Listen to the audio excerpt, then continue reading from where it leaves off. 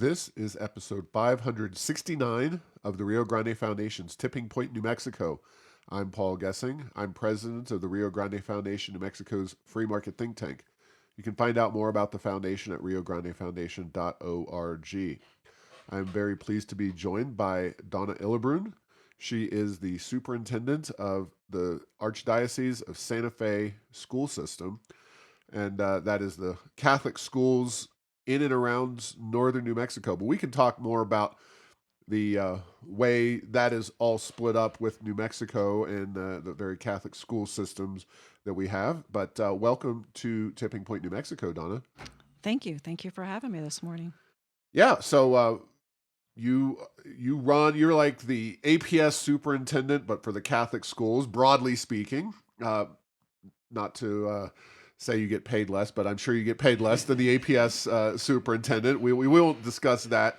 But talk a little bit about yourself and the role of the superintendent of Catholic schools for Santa Fe Archdiocese. And for people who are not Catholic, they might not know what an archdiocese is, but it's essentially a governing area for the Catholic Church. And talk about what areas of New Mexico you're in charge of in terms of the Catholic school system. Okay, well, thank you. We have 16 Catholic schools in our archdiocese. So in the past, we had many more, but over the last few decades, they have been closing.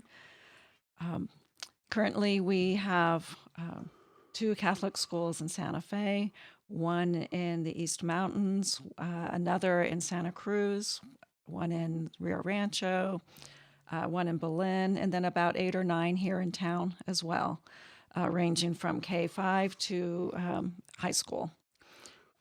We also have a vast territory throughout New Mexico. However, there are 3 dioceses in New Mexico. There's the Diocese of Gallup, the Diocese of Las Cruces, and the Archdiocese of Santa Fe. And Santa Fe is the most populous because that includes Bernalillo County and Albuquerque. But broadly speaking, obviously Gallup out on the western side of the state, Las Cruces, southern side of the state. Broadly speaking, where does your archdiocese end? Is it just kind of like Los Lunas, or does it go down to Socorro? How far down does your territory go? Well, the boundaries are pretty vast, from Raton to Socorro and probably beyond. Okay. And how did you get involved in this job? Were you a Catholic school teacher, or were you in an administrative capacity with Catholic schools? And what specifically attracted you to Catholic schools to begin with?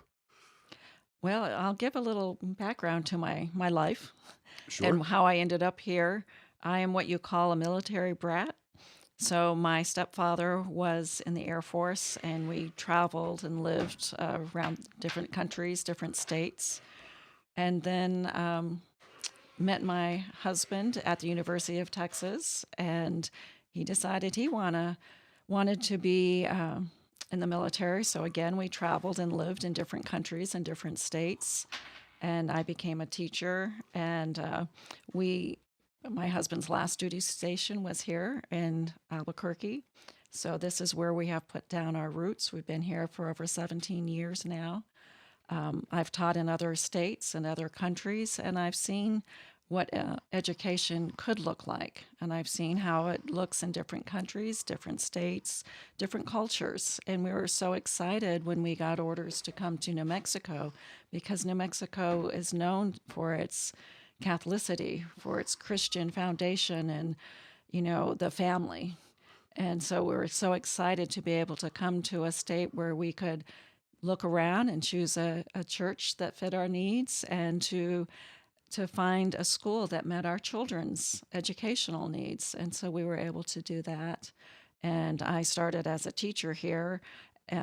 My second year, I became an assistant principal, and then the principal of a school for many years here, and retired in July, and was called back in December to start as the superintendent 2 years ago. Okay. So how long have you lived in New Mexico in the latest iteration of your life? doing this kind of work, either teaching or in the administrative capacity?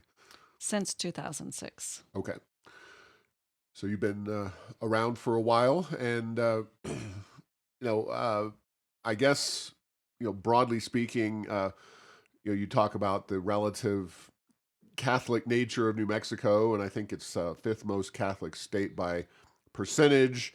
But talk about the Catholic education system. It's obviously a system and a tradition. It goes back a very long time in the United States in terms of running things like schools. Um, Talk about just what it means to you, or what you think the important aspects of a Catholic education are, uh, and maybe how that could help New Mexico given its poor educational statistics and performance. So, as a parent and a Catholic, I found it very important that every child be seen as a child of God.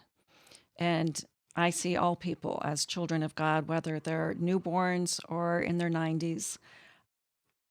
We need to love and respect each other, to work together.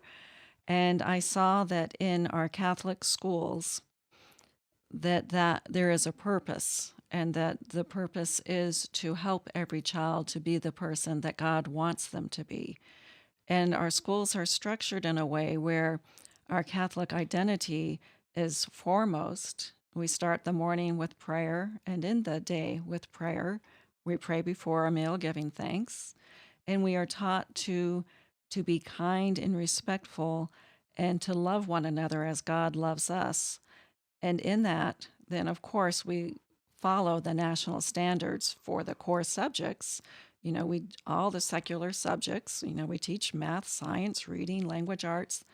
But when children know that they are loved and respected, and that God has a purpose for them, and we're trying to help them to find that, they are happy. They come to school because they feel valued. So attendance is usually not an issue. We have high attendance rates because children want to be there. They feel like there is a reason for them. And so they have hope. And in today's world, hope is so very important. When our children are reading in kindergarten and first grade, my grandchildren go to a Catholic school here. And it's so exciting to see them growing and learning and just being children of God. They're still just children, like all children, but they know that they have a purpose, and they know that God expects them to behave in a certain way. So when they do have little issues, we can come and discuss, okay, I wasn't there, I didn't see what happened, but God was. And even, He wants you to be honest, to tell me what happened so we can work this out. We need to be respectful. We need to apologize. And let's see what we can do better next time in this situation. In today's world, children can be very manipulative in today's world. They really know how to work the system and how to work their parents. And we have to come together as a community. There are often issues that happen in school, and they go home and tell a totally different story, and parents get very upset, very, understandably. But by coming together and discussing it in a calm manner to see what happened, to understand why it happened, and then how do we prevent it from happening and make amends. And that's a big difference because we want the children to grow and learn. I was a middle school teacher for many years. I love middle school kids. And I used to joke with them and say, I'm very wise because I've made a lot of mistakes in my life. And that is how we learn. When you fall down, we need to see what happened and what can we do better next time. We're not failures. There is hope, and failure helps us to become better. Well, I'll fully disclose that my three daughters go to a Catholic school that's under your broad aegis in terms of the Archdiocese of Santa Fe. they did go to traditional public schools, and then during COVID, we pulled them out of the mess that was the online system that they were using, and we homeschooled them for a year, and then sent them to a Catholic school here in Albuquerque, and we've been very pleased by that. Um, but statistically, you're not just saying things. There are real data out there showing that Catholic schools, especially academically, but in all facets of life, but you know, our main concern at the Rio Grande Foundation is certainly with academic performance and the low performance of the traditional public schools. Talk a little bit about the academics of Catholic schools on some of these national exams and tests. Well, our students perform in the highest ranking. We do have a 99% graduation rate from pre-K all the way up through high school. Um, our children score higher on national standardized testing than the national average. And NAEP, which is National Association of Educational Progress, they're known as the nation's report card, came out in January and said that if our Catholic children were a state of their own, they would be number one in the nation. Now, as I said earlier, our kids are reading in kindergarten and first grade.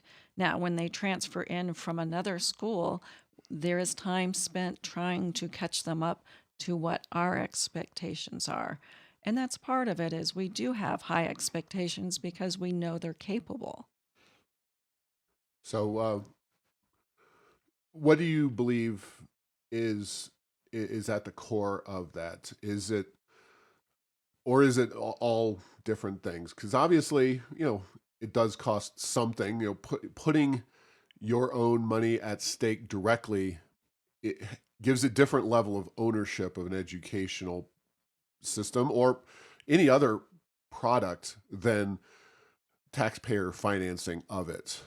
So looking at it through the economics lens, that's something that obviously is, I believe, a part of it when you're expecting parents and families to bring some skin to the game and put that up. Obviously, the faith-based aspects you mentioned, are those the two major ones, or what do you think is the secret sauce that makes Catholic schools really work for kids across the country, but especially here in New Mexico? Well, I think there's a multitude of reasons why it works. I think having the faith and praying with children is very important. Um, Letting the parents know and showing how much we care for the children and how we do have high expectations. But I think also being a smaller system that it's easier to be more accountable. And in today's world, I see that there are a lot of systems that are failing because there is a lack of accountability. And so, like when I was a principal, and still all the principals do require weekly lesson plans, and we follow the assessments, and we have meetings to discuss how are the children doing, how are they growing, is there any setbacks that we need to look at, where are the weaknesses, how do we address that. And as you said earlier, we are a nonprofit, so our schools do so much more for so much less. Now, when I started 2 years ago, I raised the salary for our teachers because they just couldn't compete with our local economy. I raised it 10%. So now the starting salary for our private school Catholic teachers is $30,000, whereas for the public school teachers it's quite a bit more. But again, we are nonprofit and we rely on tuition, fundraising, and donations to meet our budgets, and we have to be fiscally responsible. There is no waste, and we need to think outside the box in order to meet the needs of our children. And our teachers see that, and they will go the extra mile on a daily basis. They work so hard in order to meet the needs of all their children. And you wrote an article in the Albuquerque Journal recently, an opinion piece, in the wake of what I think was very unfortunate, which is the shuttering of a Catholic school here in Albuquerque. Our Lady of Fatima closed its doors, and you cited a number of reasons for that, and a number of kind of reasons that was really a tragic situation. But before I hand it over to you, I will also say, you mentioned your fiscal constraint and the way that you try to do things at a low or lower cost, and much lower cost. Although I don't know exactly what the schools spend per pupil, but in APS, if you split everything up, they spend over $30,000 per student. We've reported on that. But uh, what are some of the issues that create a situation where a school has to close here in Albuquerque? So it comes down to enrollment. And just for the record, the Archdiocese and my office does not close schools. It is an agreement with the pastor and the principal after an in depth study. And enrollment has declined, unfortunately. In the case of Our Lady of Fatima, it is the demographics. It used to be a community school where children in the area could walk to school. All of our schools used to be mostly a community school. However, 75 years ago, that was a totally different community, and lifestyles have changed. We drive everywhere. We'll drive across town for work, for groceries, for school, for everything. But that area, the demographics have declined as far as children are involved.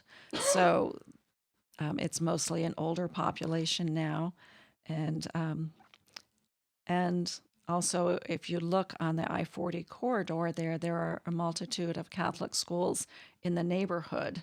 And again, because that used to be a very strong Catholic community, that whole area. And now it seems more affordable housing has moved to the west side of town. And so a lot of our families have moved over there, and the younger families. And that is one of the reasons why St. Pius is now offering a middle school at their high school in the fall next year. They'll have 6 through 12.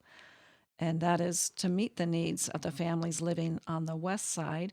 And our prayer is that the families living on the east side will stay in their schools where they currently are, so that we don't have to close any other schools.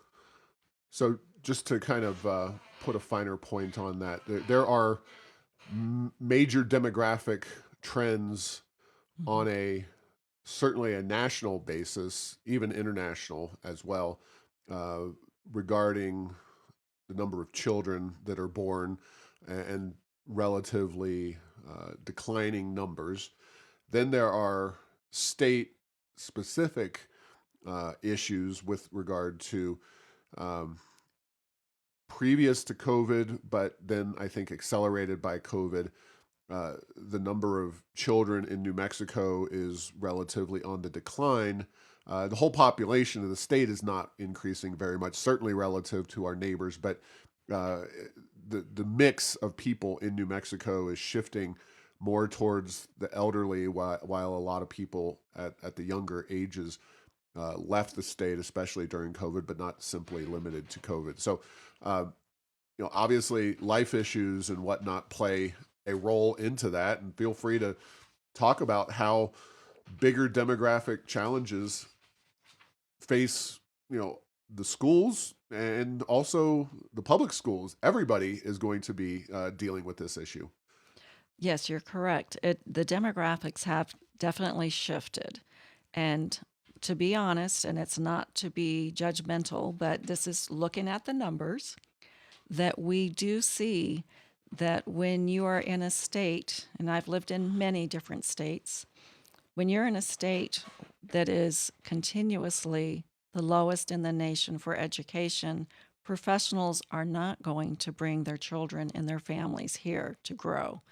And what I have seen and witnessed over the last 17 years is that more and more of our professionals and our younger families have had a mass exodus from New Mexico and have gone to other states where education is much stronger, where families are stronger and much more, their needs are much better met. As a person in the older generation, if you've ever tried to get an appointment with a specialist, you're lucky to be 6 months out because even our children that I have many graduates that have become doctors and lawyers and business, entrepreneurs and that, but they've left the state because they want to have a better opportunity for their families.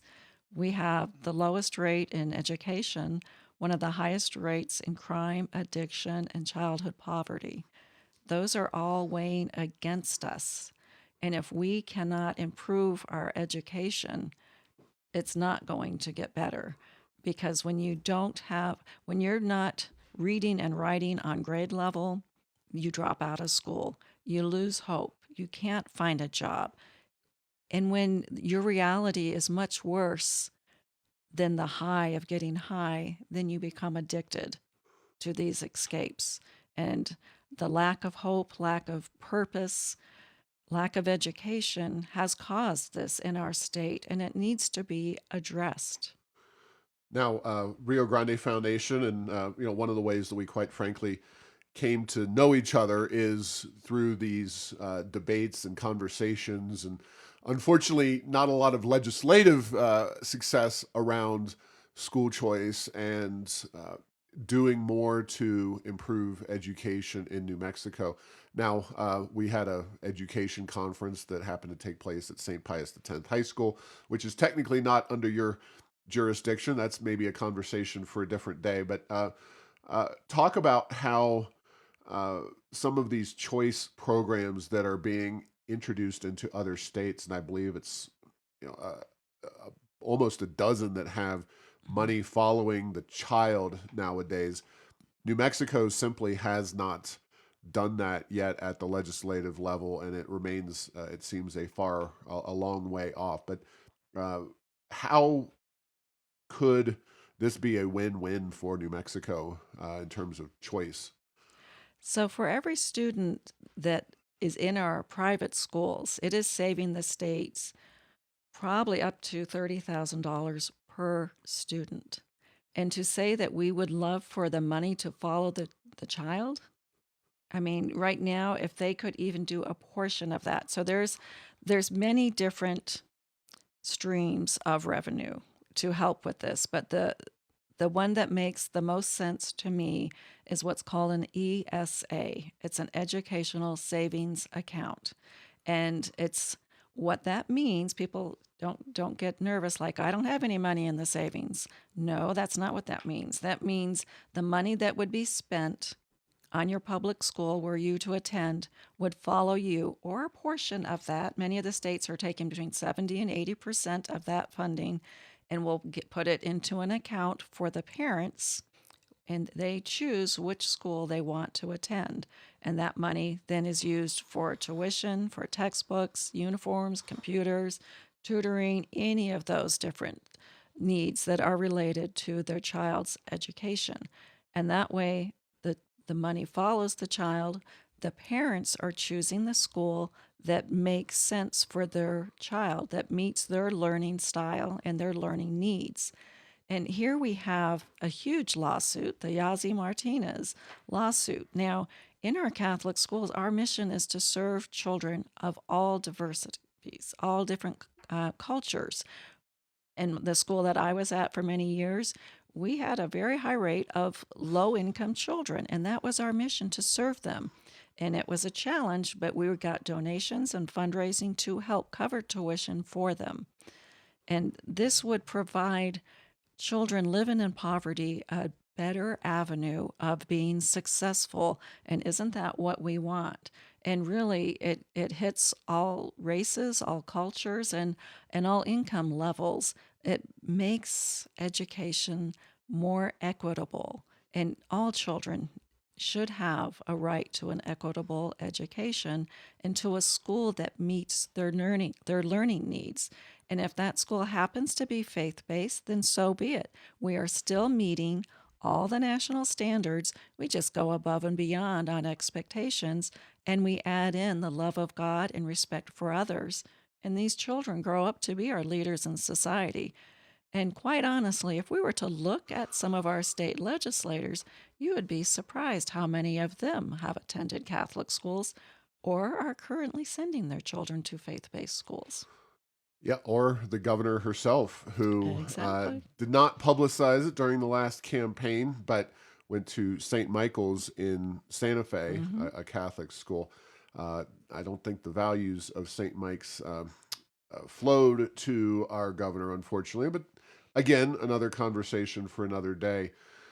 So the idea that public dollars could or should be used in faith-based educational systems is, a lot of people react to that, and I my argument is always that there are numerous programs, including Pell Grants, at the higher education level where dollars flow from the federal government to the individual that is using that tool and those dollars to then purchase the educational option that makes sense. And some of that is a faith based option. Nobody's establishing a religion, nobody is forcing anybody to come to a Catholic school or any other school that doesn't want to. There are still going to be public government run or non-religious options available. But what is your response to that? Obviously, we work in the same space. Is that the same kind of thing you say, or what do you say to that concern? Well, I agree because we are all taxpayers. And I think that we should have a voice, and we need to get out there and have a voice that we want the money that we are paying into this funding to go to a school of our choice, at least for our own children, and that money should follow all children because all of us are paying taxes. That is all of our money for everyone, whether you're Catholic, Muslim, Jewish, or non denominational. That money is being spread out right now just to our secular public schools. And unfortunately, some of the things being taught are not what we believe to be truth and very godly. We want to make sure that this money that we're all putting into it, it's all of our money, is being used in a responsible manner, which means to be providing an equitable education opportunity for all children. And it's not happening right now. And if you look at our children and the dropout rates in some of our areas of New Mexico, it's shameful. It is very sinful that our children living in poverty are getting a failing education when the opportunity is available to them. And when our children fail, our society fails. Those children will turn to escape. How do you escape? Often it's turning to drugs and alcohol and illicit criminal behavior. And I would further only say that certainly the arguments for government funding educational, the education system, we could have that debate and discussion, but I think society has kind of decided that we're going to fund education through taxes and through a government mechanism. But actually, the providing mechanism, the providers of the educational products and the service uh, doesn't have to be exclusively government provided, and that's, I think, a distinction that more people don't really understand, but should understand. Charter schools, we love them. They're obviously a competitor to you, but they are another taxpayer financed, Mhm. ultimately government controlled option.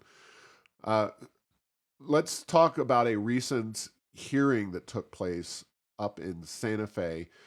Public education department was pushing for some big changes to the way schools like yours, but certainly not limited to yours, any non-public school is accredited.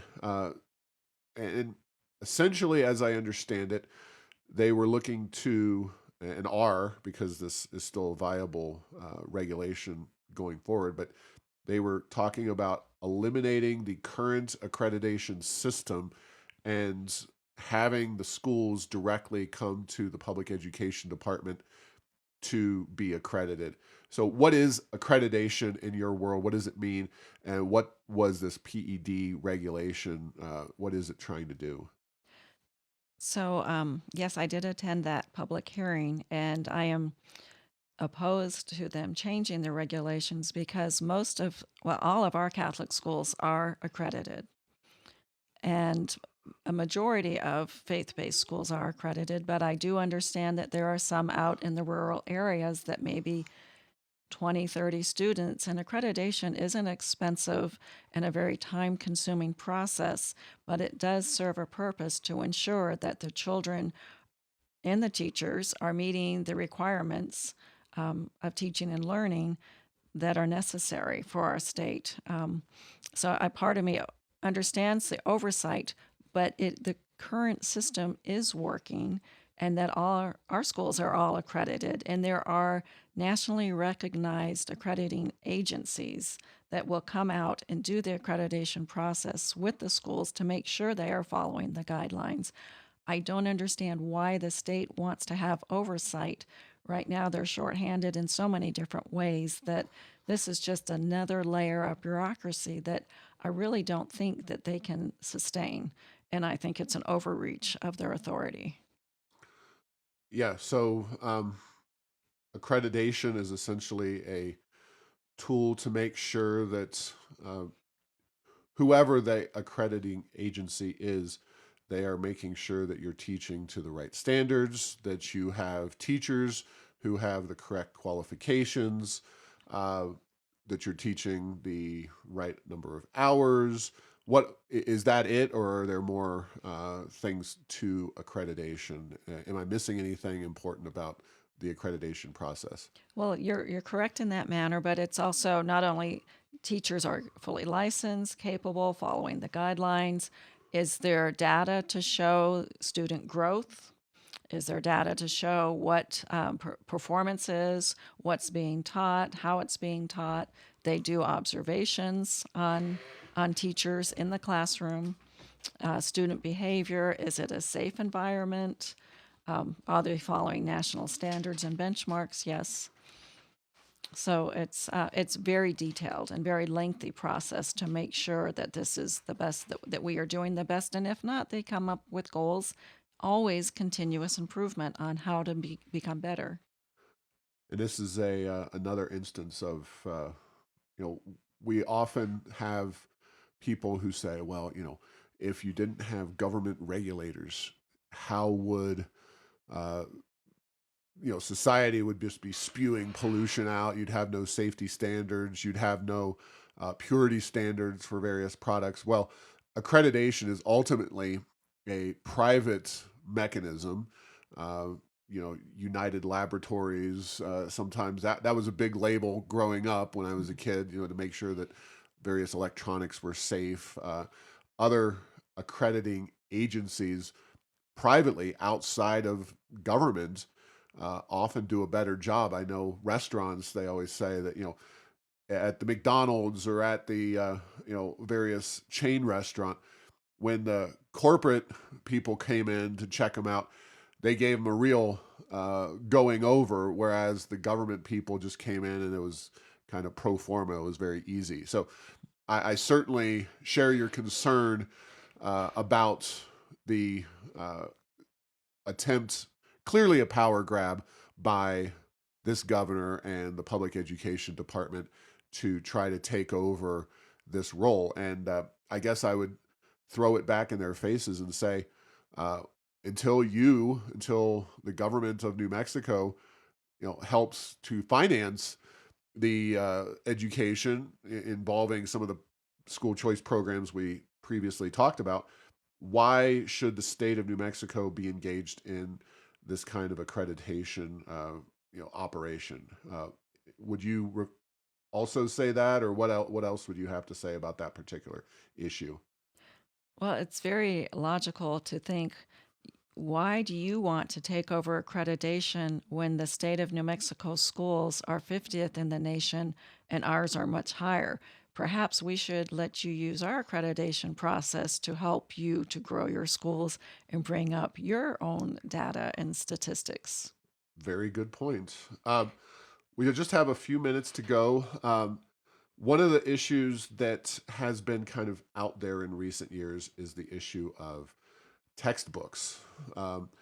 And the idea being, and correct me if I'm wrong, that uh, the taxpayers pay for textbooks to the extent that textbooks are still used in the schools, that those are financed uh, by the taxpayers, including often in private schools or non-public schools, because as long as you're teaching science from a state approved textbook, or English, or you name it, that the people paying for those services through their taxes still have the same right to a textbook.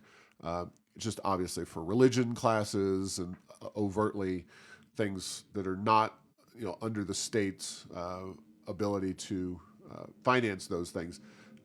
But that's been an issue of contention here in New Mexico. Can you briefly run through that and how it impacts uh, your schools? Yes, so when I first moved here, we did have funding for textbooks, which the ruling is textbook funding was to go to all children in the state of New Mexico, public, private, and in our Bureau of Indian Affairs. And that was in the ruling. However, the funding stream changed, the legislation changed it, and took that funding away from private schools, and at one time even the BIA. But they returned it to that because of the Yazzie Martinez situation. But here's the thing, the funding was a per pupil basis, and it was based on your enrollment. It was like $20 a student, but funding could only be used for secular books that were on the adopted list, and we would go through the iStar, which was an online process. We had a tight budget. We were very accountable every year how the money was spent, and only for secular books that are approved by the Department of Education. Now, that $20 a student just was a drop in the bucket, but it helped. And with that being taken away, all of our children have lost that opportunities that are attending non-public schools. And that is, once again, that's inequitable funding for our children. And so we, when that first happened, Amazon is your friend. You could get a good deal. And I was buying books for our students online, sometimes even used in order to meet the needs so that we could get what we needed. We ended up having to do fundraising and ask for donations to help fund so we could purchase these textbooks, which were at one time written into the legislation for all children. So this is a bone of contention for many of us because basically the funding stream was removed from the Bureau of Instructional Materials, so they did not have to follow that legislation. All right. Well, a lot of issues going on right now, and we'll definitely have you back at some point. If folks are interested in finding out more about Catholic education options in New Mexico, in the Archdiocese of Santa Fe, or across our state, how can they do that? Do they reach out to you directly? Do they just research what schools are around in their community?